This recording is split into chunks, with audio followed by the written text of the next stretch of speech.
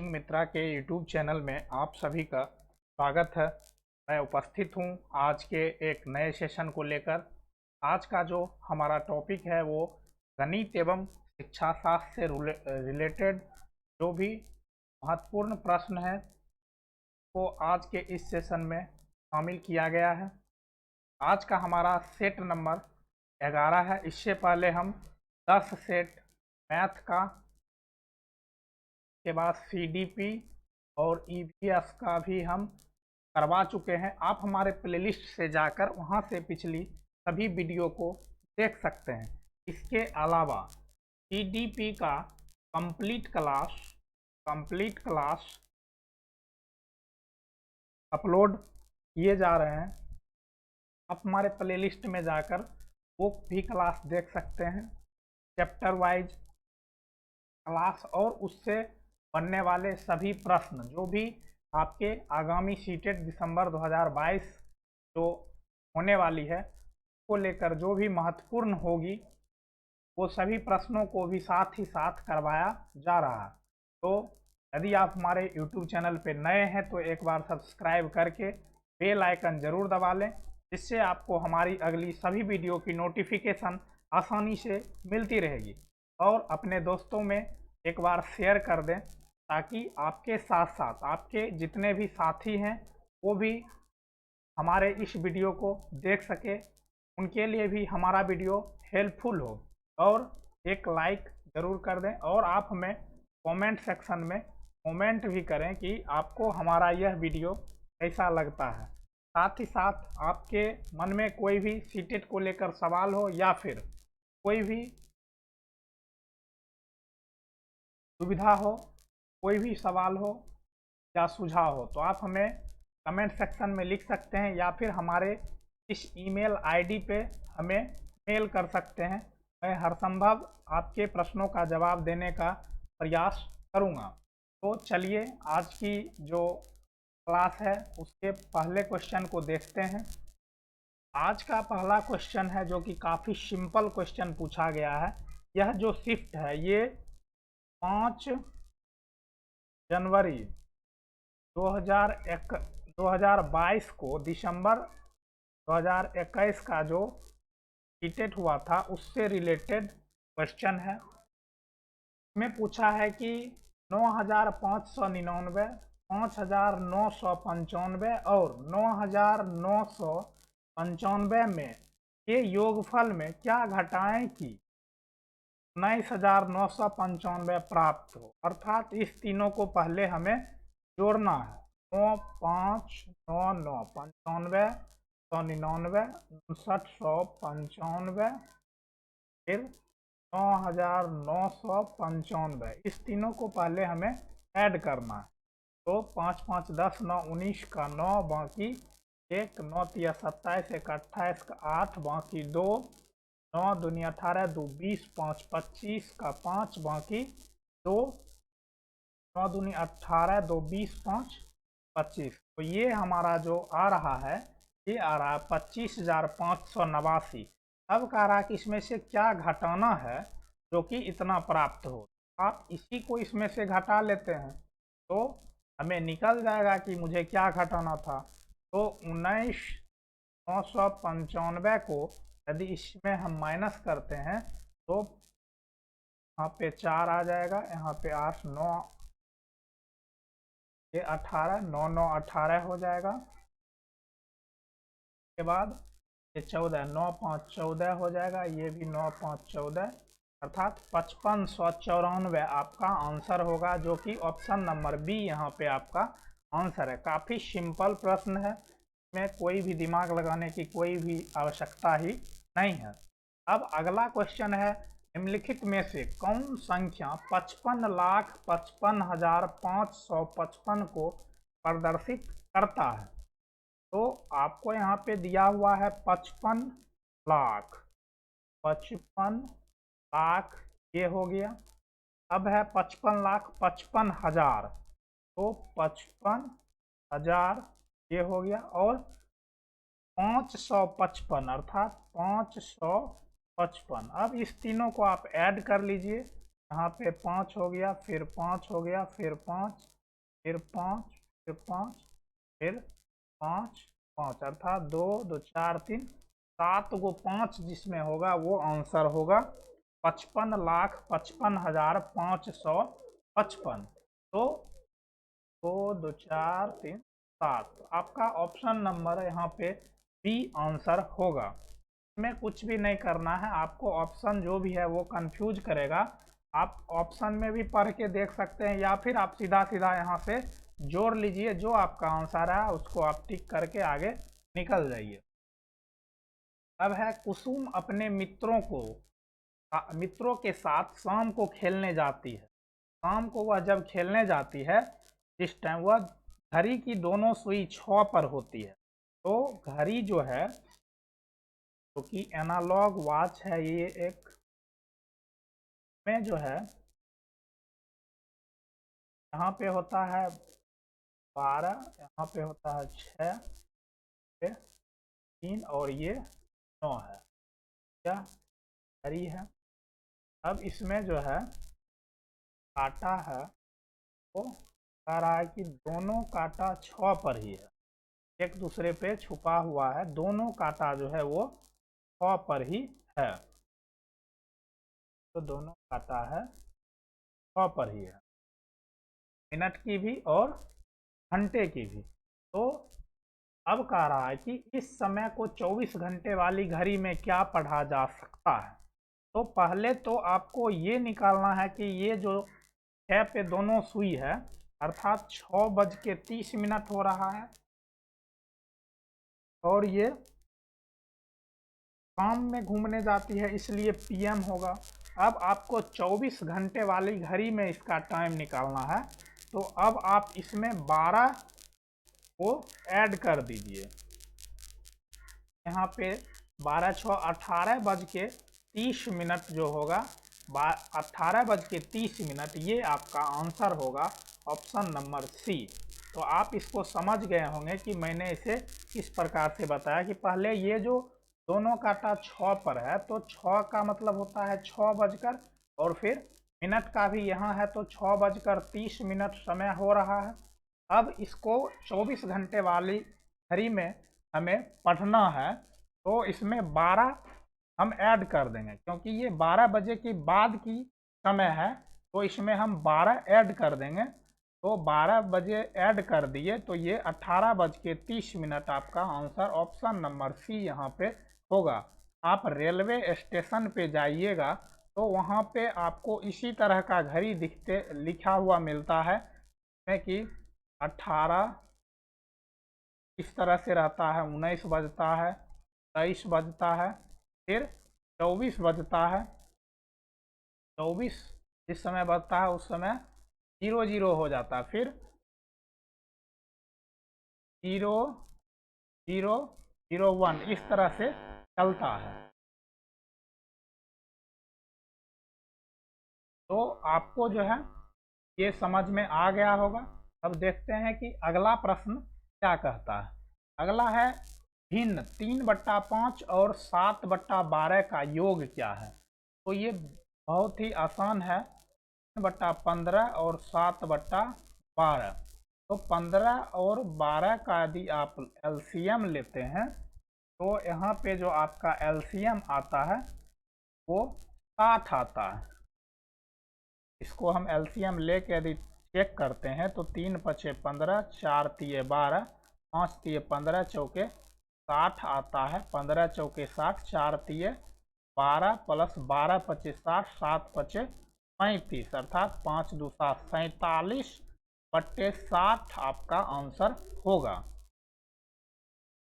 अब अगला है एक वर्ग की परिसीमा जो है वो 20 सेंटीमीटर है। इसके एक कोने से 1 सेंटीमीटर भुजा वाला एक वर्ग काटा जाता है। तो अब यहाँ पर जो है 2 वर्ग है, एक वर्ग जो है वो 20 सेंटीमीटर इसका परिसीमा है। तो वर्ग की परिमाप बराबर 20 सेंटीमीटर है। वर्ग की परिमाप होता है 4a बराबर 20 सेंटीमीटर। यहाँ से ए आप निकालते हैं 20/4 अर्थात 5। तो इसका जो चारों भुजा है वो 5 5 5 5 का है। अब कह रहा है कि इस वर्ग से एक जो टुकड़ा काट लिया जाता है, अर्थात ऐसे इससे एक टुकड़ा काट लिया जाता है। 1 सेंटीमीटर वर्ग का एक टुकड़ा जो है वो काट लिया जाता है। तो अब जो नया वर्ग बनेगा वो इस प्रकार से बन रहा है। नया जो आकृति बनेगा वो इस प्रकार का आकृति हो जाएगा। यहाँ से 1 सेंटीमीटर कट गया, तो अब इसका परिमाप क्या होगा? तो ये 1 कट गया तो 4 बचा, ये भी 4 बचा, और ये 1 कटा है, ये 5 है और ये 5 है। अब इस सभी को यदि ऐड करते हैं, 5 + 5 + 4 + 1 + 1 + 4 अर्थात 5 5 10, 4 14, 14 2 16, 4 20, और ये भी पहले परिमाप 20 था, अब भी 20 है। तो अर्थात परिमाप में कोई परिवर्तन नहीं हुआ। नए आकार की परिसीमा में क्या परिवर्तन होगा? तो परिवर्तन कुछ भी नहीं होगा। नए आकार की परिसीमा वर्ग की परिसीमा से 2 सेंटीमीटर कम होगी। नए आकार की परिसीमा वर्ग की परिसीमा के बराबर होगी। ऑप्शन नंबर सी यहाँ पे आपका आंसर होगा। बहुत बार ये क्वेश्चन पूछा गया है। आपको यहाँ पे लगेगा कि यदि कटेगा तो फिर यहाँ पे यदि काट दिया जाता है तो क्षेत्रफल कम होगा, लेकिन क्षेत्रफल कम होगा लेकिन परिमाप पे कोई प्रभाव नहीं पड़ेगा।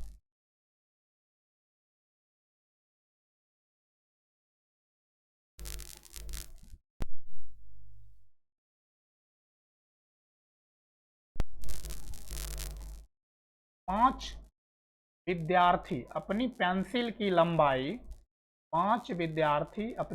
की लंबाई स्केल की मदद से मापते हैं, जिसके परिणाम निम्न प्रकार हैं। तो 5 स्टूडेंट जो है वो अपनी पेंसिल की लंबाई स्केल की मदद से माप रहा है। इसका परिणाम जो है वो निम्न प्रकार का है। सभी पेंसिल की औसत लंबाई क्या है? तो आपको इस सभी को ऐड करके फिर 5 से भाग दे देना। औसत जो भी निकाला जाता है, औसत बराबर होता है फ्रैक्शनों की कुल योग बटा फ्रैक्शनों की संख्या। तो इस सभी को यदि ऐड करते हैं 15.5 + 12 + 11.8 + 9.7 + 7 बटा 1 2 3 4 5। तो इसमें हम डिवाइड करते पहले ऐड करते हैं, तो ये ऐड करने के बाद आता है 56। इसमें यदि हम 5 से डिवाइड करते हैं तो ये आता है 11.2। आपका ऑप्शन नंबर डी यहाँ पे आंसर होगा। तो ये औसत निकालने का ये फॉर्मूला है। बस आपको फॉर्मूला पता होना चाहिए, बाकी आपका आंसर खुद ब खुद निकल जाएगा। अब अगला देखते हैं कि अगला क्वेश्चन क्या है। 2 सेंटीमीटर भुजा वाले 18 वर्ग एक करेंसी नोट को पूरा ढक देते हैं। 2 सेंटीमीटर का जो भुजा वाले वर्ग 18 वर्ग एक करेंसी नोट को पूरा ढक देते हैं। मान लीजिए कि ये जो है एक नोट है,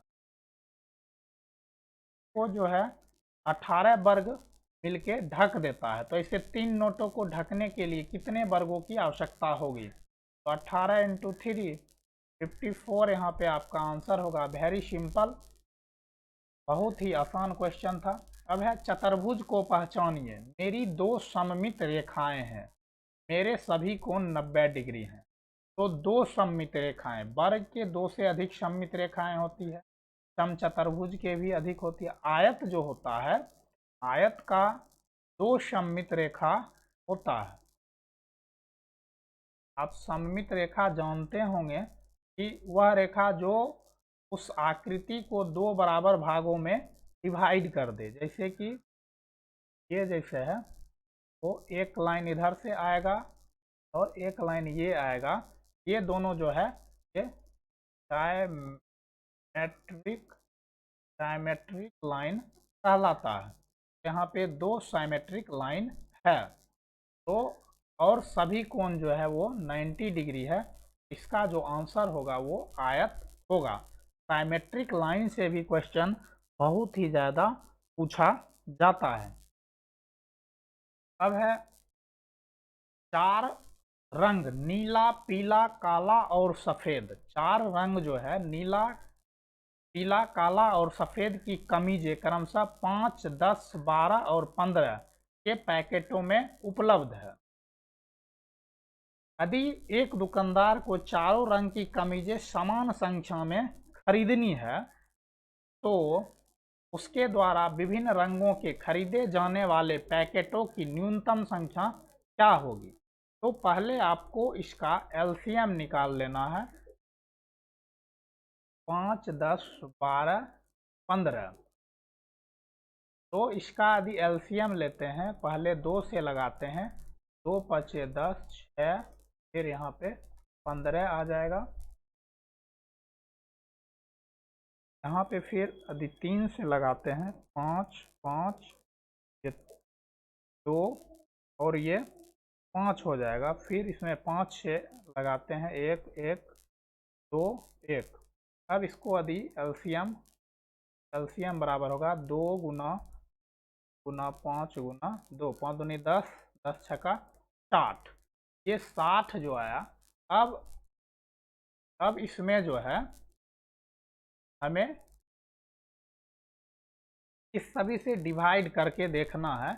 60 में यदि 5 से डिवाइड करते हैं तो 12 आता है, फिर 10 से करते हैं तो 6 आता है, 12 से करते हैं तो 5 आता है, 15 से करते हैं तो 4 आता है। अर्थात जो वह न्यूनतम संख्या होगी वह 12, 6, 5 और 4 होगी।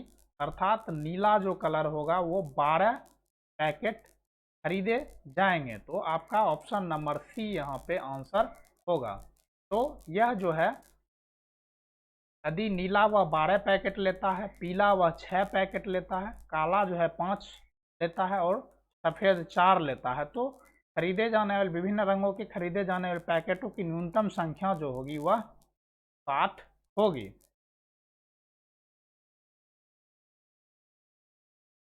अब है रेणुका ने यह तय किया वह रस्सी और कील की मदद से मैदान पर वृत्त बनाएगी। एक वो सर्किल बनाना चाहती है रस्सी और कील की मदद से। ये यहाँ पे एक जो है एक कील है और इसमें वो रस्सी बांध दी और एक कील यहाँ पर भी फिर वो लगा दी। रस्सी जो है बांधा हुआ है। अब इसके सहारे वह एक वृत्त बनाना चाहती है। उसने एक पतली रस्सी ली और दोनों सिरों पर एक एक कील बांध दिया। तो दोनों सिरों पे एक एक कील बांध दिया। फिर उसने एक मित्र की मदद से वृत्त बनाया। की मदद से वह एक वृत्त बना लिया। वृत्त ये गोल नहीं हुआ है। उसने जो है एक वृत्त बनाया।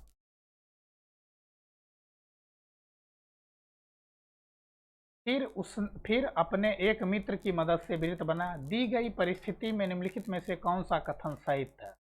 तो प्रयोग की गई रस्सी की लंबाई उस वृत्त के जीवा की लंबाई के बराबर होगी। ये गलत है। प्रयोग की गई रस्सी की लंबाई उस वृत्त के व्यास की लंबाई के बराबर होगी। प्रयोग की गई रस्सी की लंबाई उस वृत्त की त्रिज्या की लंबाई के बराबर होगी। ऑप्शन नंबर सी यहाँ पे आंसर होगा। ये जो रस्सी है वो एक केंद्र में रहेगा और एक के बाहरी भाग से जो कि घूमते हुए वृत्त का निर्माण करेगी। तो यह जो होगा यह रेडियस होगा, आर होगा। ऑप्शन नंबर सी यहाँ पे आपका आंसर होगा। अब है 51.2/3 kg चीनी से 3/4 kg के कुल कितने पैकेट बनाए जा सकते हैं? तो ये जो 51.2 2/3 है, इसको हम 2/3 को हम यदि डिवाइड करते हैं, 2/3 को डिवाइड करते हैं, ये आता है हमारा 0.666, अर्थात 51 किलोग्राम 666 ग्राम ये चीनी है। और 3/4 को यदि हम डिवाइड करते हैं तो ये आता है 0.750 किलोग्राम। इससे यदि हम डिवाइड कर देते हैं तो हमारा पैकेट की संख्या निकल जाता है। तो यदि इसमें हम भाग देते हैं तो हमें आता है 68.88 आता है। तो यहाँ पे जो एक चीज़ ध्यान देने वाली बात ये है कि यहाँ पर जो आपको बोला है कि कितने पूर्ण पैकेट, तो ये जो 68 है 68 ये पूर्ण पैकेट बनेंगे। ये जो थोड़ा सा बच गया ये पैकेट पूरा नहीं कर रहा है। यदि ये पूरा 68.00 होता तो 68 पैकेट होता, या फिर 69.00 होता तो 69 पैकेट होता। लेकिन यहाँ पे दशमलव वाला को छोड़ के सिर्फ आपको 68 देना है। यहाँ पे ऑप्शन नंबर बी आपका आंसर होगा। तो मैंने क्या किया आप इसको समझ लिए होंगे। ये जो इतना केजी चीनी था इसको 2/3 को मैं यदि डिवाइड किया तो ये हो गया 51.666 किलोग्राम चीनी हो गया। 3/4 का पैकेट बनाना है, अर्थात 750 ग्राम का पैकेट बनाना है। इससे मैंने इसमें डिवाइड कर दिया, आपका पैकेट की संख्या निकल गया। अब अगला प्रश्न देखते हैं, निम्नलिखित में से कौन सा कथन सत्य है। तो एक अभाज्य संख्या है,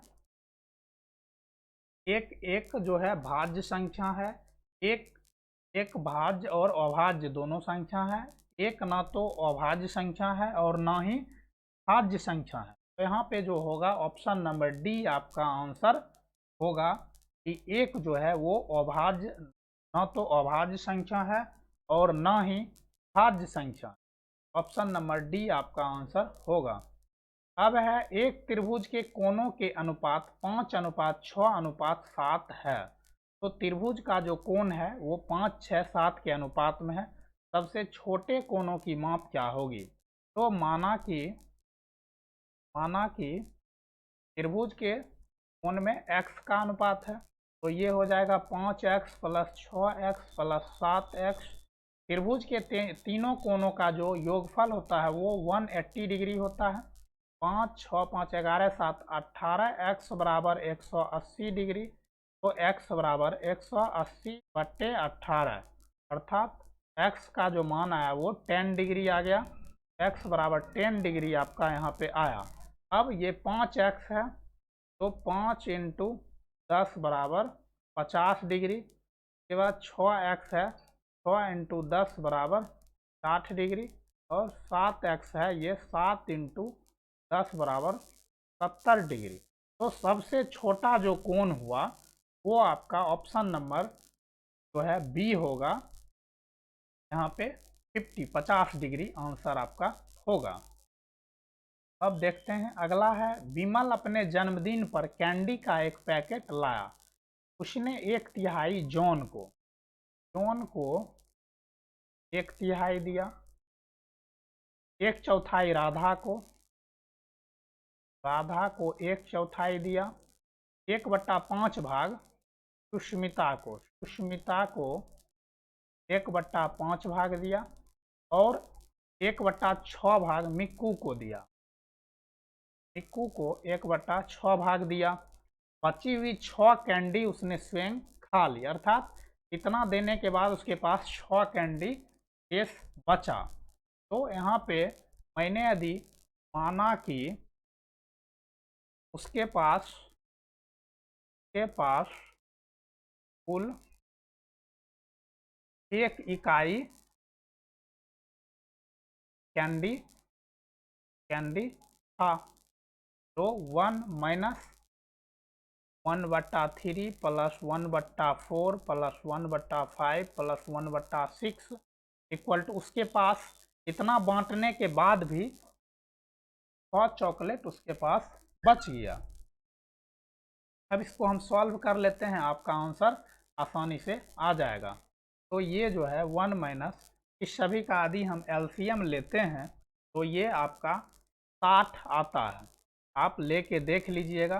तो 20 तिया 60, 15 चौके 60, 12 पचे 60 प्लस 10 छके 60।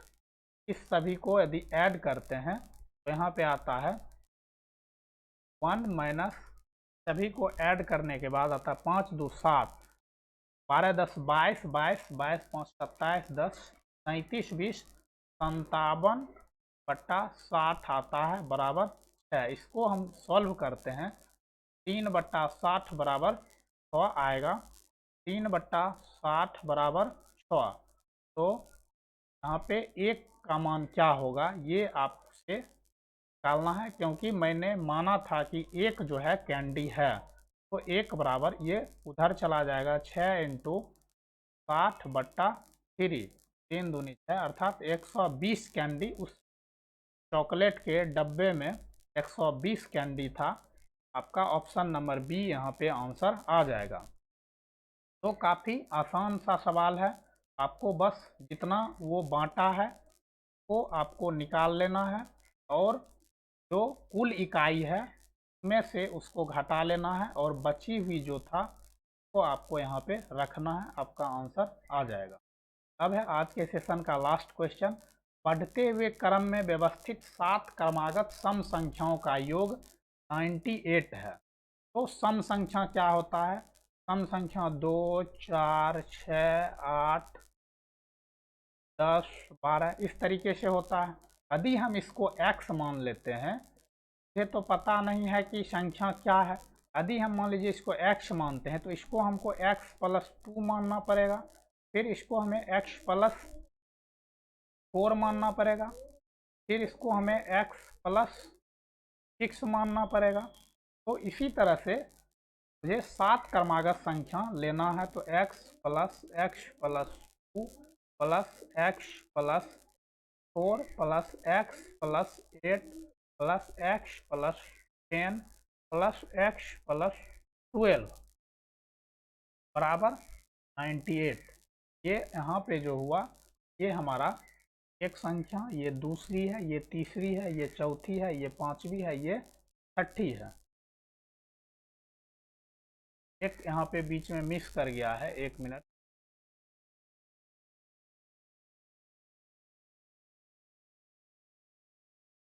यहाँ पर जो होगा x प्लस 4 के बाद x प्लस 6 होगा, फिर x प्लस 8 होगा, फिर x प्लस 10 होगा, के बाद यहाँ पे हो जाएगा प्लस x प्लस 12 बराबर 98। तो अब जो हमारा है वो 1 2 3 4 5 6 और ये 7वां संख्या। इस तरह से हमारा उड़ रहा है 7 क्रमागत संख्या। अब हमें इसको सॉल्व कर लेना है। आपका आंसर यहाँ से आ जाएगा। तो यदि इस सभी को ऐड करते हैं तो 1 2 3 4 5 6 7, 7x प्लस 2 4 2 6 6 12 8 20 10 30 10 40 2 42 बराबर 98। तो 7x बराबर 98 माइनस 42। तो ये जो आता है ये आ रहा है आपका, इसमें माइनस करते हैं तो 6 56 आ रहा है। अब 7x बराबर 56, तो x बराबर 56 बट्टा 7 8, x बराबर जो आ रहा है वो 8 आ रहा है। तो ये यहाँ पे x का वैल्यू आ गया। अब आपसे तीसरा संख्या पूछा है तो ये x बराबर 8 होगा। तो ये जो हो जाएगा ये 8 है, x का मान यहाँ पे 8 आया। तो 8 प्लस 2 बराबर 10 हो जाएगा, 8 प्लस 4 बराबर 12 हो जाएगा, जो कि तीसरा संख्या है। आपका ऑप्शन नंबर ए यहाँ पे आंसर होगा। काफ़ी महत्वपूर्ण सवाल था ये, जो कि आपको थोड़ा सा कन्फ्यूजन यहाँ पे कर सकता है, लेकिन काफ़ी आसान भी था। तो आज के जो क्वेश्चन था उसका आंसर यहाँ पे दिया गया है। तो यदि आप हमारे YouTube चैनल पे नए हैं तो एक बार सब्सक्राइब करके बेल आइकन ज़रूर दबा लें और अधिक से अधिक शेयर करें, ताकि आपके साथ साथ आपके दोस्तों तक, आपके साथियों तक भी हमारी सभी वीडियो पहुंच सके। और आपको हमारा YouTube चैनल टीचिंग मित्रा पता है, आप हमसे जुड़े रहें। आपको मैं यह प्रयास करूंगा कि आप एक अटेम्प्ट में सीटेट क्वालिफाई कर जाएं और मैक्सिमम 120 प्लस मार्क्स आप ला पाएँ। तो आप हमारे साथ बने रहिए और कोई भी सवाल हो या सुझाव हो तो आप हमें मेल कर सकते हैं और कमेंट सेक्शन में कमेंट हमें ज़रूर करें। अभी हमारे यूट्यूब चैनल पे CDP का कंप्लीट क्लास बिल्कुल मुफ्त चल रहा है। उसके अलावा CDP मैथ और EVS का प्रीवियस ईयर का जो क्वेश्चन है उसका हम प्रैक्टिस करा रहे हैं, जो कि ऑनलाइन एग्ज़ाम पहली बार 2021 में सीटेट जो लिया था उसमें किस टाइप के प्रश्न बने हैं उस सभी का डिस्कस हम इसमें करवा रहे हैं। आप हमारे यूट्यूब चैनल के प्लेलिस्ट में जाकर या फिर मैं इस वीडियो के डिस्क्रिप्शन में लिंक डाल दूंगा, आप वहां से भी देख सकते हैं। तो चलिए मिलते हैं अगले वीडियो में, तब तक के लिए बाय बाय, टेक केयर, अपना ख्याल रखें और अच्छी प्रकार से मेला का एंजॉय लें। लेकिन यदि आप मेला घूमने जाते हैं और बच्चों को साथ लेकर जाते हैं तो आप अपना पता और मोबाइल नंबर बच्चों के पैकेट में दे दें। यदि भीड़ भाड़ की वजह से आपका बच्चा इधर उधर खो जाता है तो मेला प्रशासन को आपके बच्चों को आपके घर तक आपके तक पहुंचाने में काफ़ी सुविधा होगी। तो मिलते हैं अगले वीडियो में, तब तक के लिए बाय बाय, टेक केयर।